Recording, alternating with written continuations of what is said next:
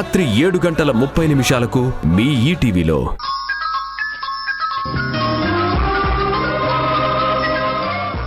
చీకటిని చూసి భయపడుతోంది.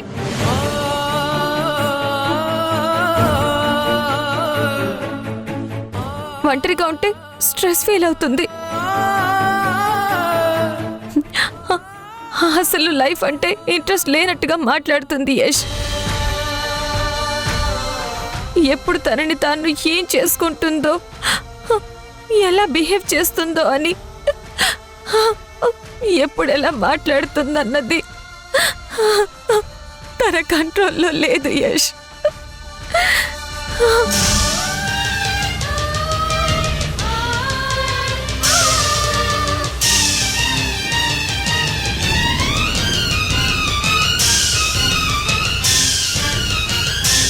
ఆరాధ్య విషయం గురించి నువ్వు జైల్లో ఉన్నప్పుడే చెప్దామనుకున్నాను.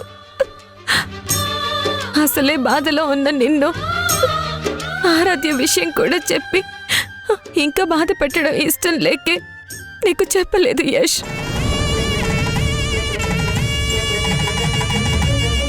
ఒకరోజు రాత్రి సడన్ గా ఉరుములు మెరుపులు వచ్చాయి. అప్పుడు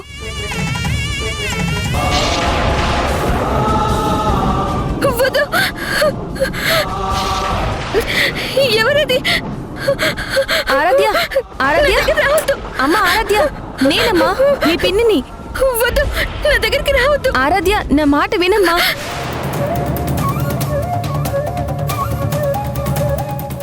వాళ్ళు చేసిందే రైట్ అనుకుంటారు. మనం తప్పని చెబితే నా ఇష్టం, నాకు నచ్చింది నేను చేస్తాను, చేస్తే తప్పేంటి అని రివర్స్లో మాట్లాడతారు. వీళ్ళని చాలా స్మూత్గా డీల్ చేయాలి. వాళ్ళ దారిలోకి మనం వెళ్ళి వాళ్ళని మన దారిలోకి తెచ్చుకోవాలి. అందుకే ఆరాధ్య గురించి ఇంతగా బాధపడుతున్నాను.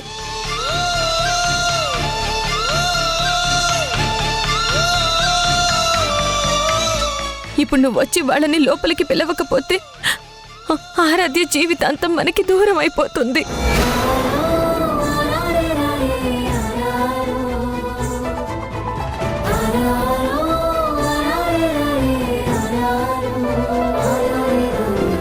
అసలే ఆరాధ్య హెల్త్ కండిషన్ బాగోలేదు. దగ్గరుండి మనమే తనని కాపాడుకుంటూ మళ్ళీ నార్మల్ స్టేజ్కి తీసుకురావాలి. ఆరాధ్యని మధు దగ్గర వదిలేస్తే ఇంకా ఆరాధ్య మనకి దక్కదు యష్.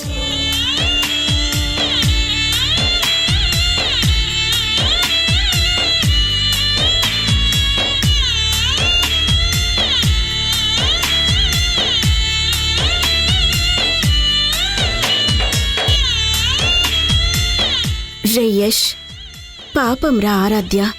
తనకి మనం తప్ప ఎవరున్నారు? కన్న తండ్రి తేజ, వాడు కరెక్ట్గా ఉంటే తనిలా అయ్యేది కాదసలా.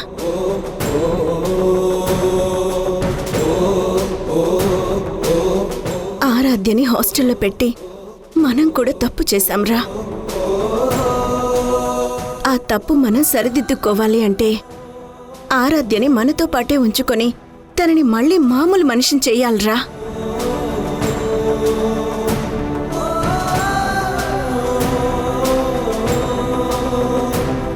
ఇప్పుడు నువ్వు మీ అన్నయ్య ఆ మధు మీద కోపంతో వాళ్ళని లోపలికి పిలవకపోతే ఆ మధు ఆరాధ్యని పూర్తిగా చెడగొట్టేస్తుందిరా.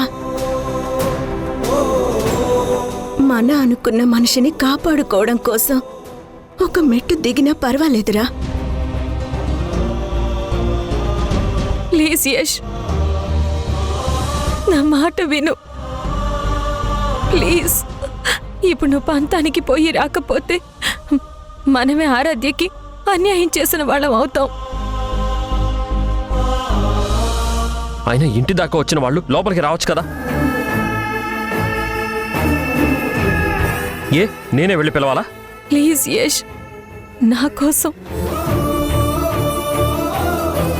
ప్లీజ్ నాన్న, మా కోసం కూడా ఒప్పుకో నాన్న.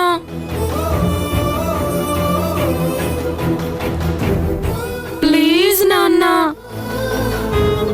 రే, అమ్మగా నా కోసం రా.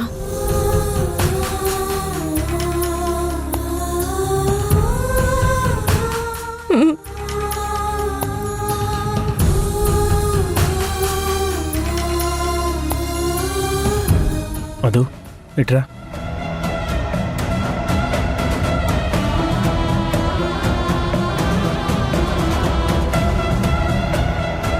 మధు, తమ్ముడిని తీసుకొస్తానని చెప్పి సింధు లోపలికి వెళ్ళి చాలాసేపు అయింది.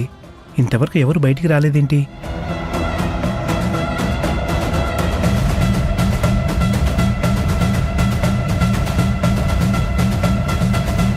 ఒకవేళ యష్ మన ఇంట్లోకి రావడానికి వీల్లేదు, మనల్ని బయట నుంచి బయటికే పొమ్మని చెప్తాడా ఏంటి? అసలే వాడు మొండోడు, అంత ఈజీగా మన విషయంలో బెండవడు. అలా ఏం జరగదు తేజ. మన కోసం కాకపోయినా ఆరాధ్య కోసమైనా సింధు చచ్చినట్టు మీ తమ్ముణ్ణి ఒప్పించి తీసుకొస్తుంది. చూస్తూ ఉండు. అవసరం వాళ్ళది. సో తప్పకుండా మన ముందు తగ్గే తీరుతారు. ఆరాధ్య మనల్ని చూస్తుంది. వెళ్దాం పద.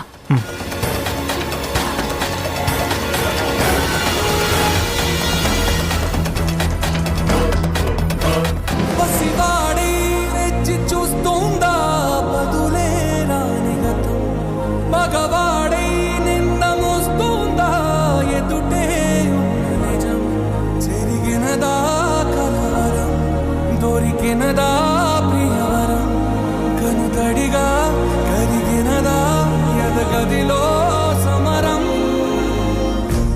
ఏది మనదనుకుంటా ఏది కాదనుకుంటా లేని తలరాతని వెతికే మనసుకు ఏమని చెబుతా ఎంత కని దిగిపోతా ఎంత కని దిగులవుతా రాని మమకారాన్నడిగి ఎంతని పరుగులు పెడతా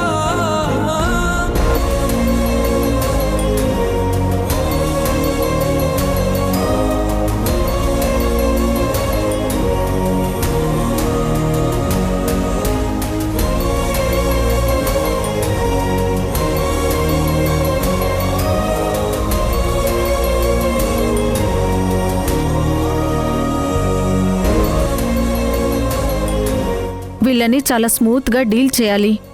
వాళ్ళ దారిలోకి మనం వెళ్ళి వాళ్ళని మన దారిలోకి తెచ్చుకోవాలి.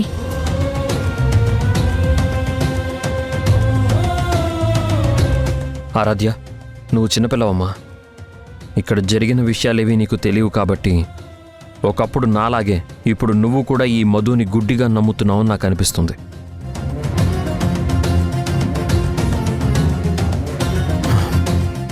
జరిగింది వదిలేసే. నీకోసం, ముఖ్యంగా నా వాళ్ళ కోసం, నా శత్రువుల దగ్గర నేను తలదించాల్సిన పరిస్థితి వచ్చింది. లోపలికి రామ్మా. మరిది గారు,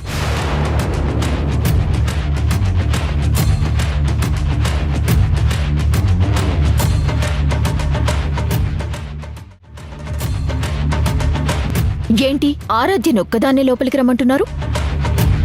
సింధు మీకు పూర్తిగా చెప్పలేదా? ఆరాధ్య మీ ఇంట్లో ఉండాలి అంటే తనతో పాటు మేము ఉండాలని తనే కోరుకుంటోంది.